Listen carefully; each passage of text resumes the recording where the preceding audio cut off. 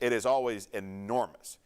Things obviously different this year for the event. It is now known as the NQC Fall Festival.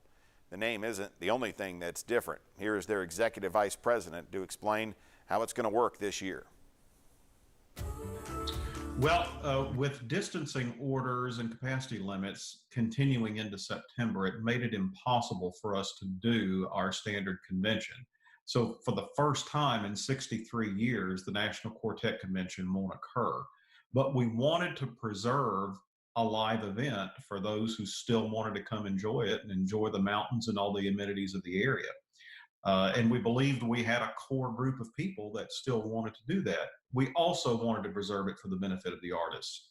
So what we're doing is we're abiding by all distancing guidelines and capacity limits guidelines for the month of September.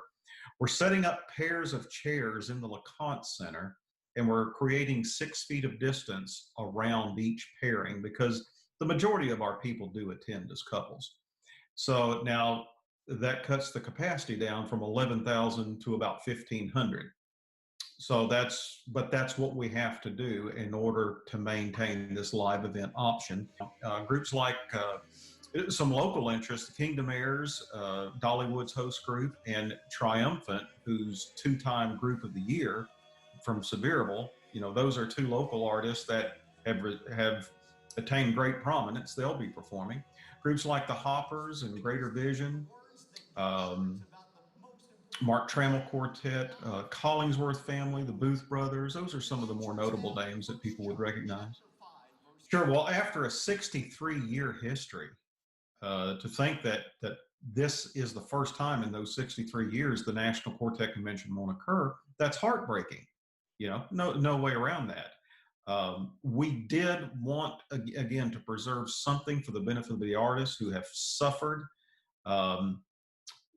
the most, I would say, during this, because they've had their lives and livelihoods taken out from under them. So we wanted to preserve something for them.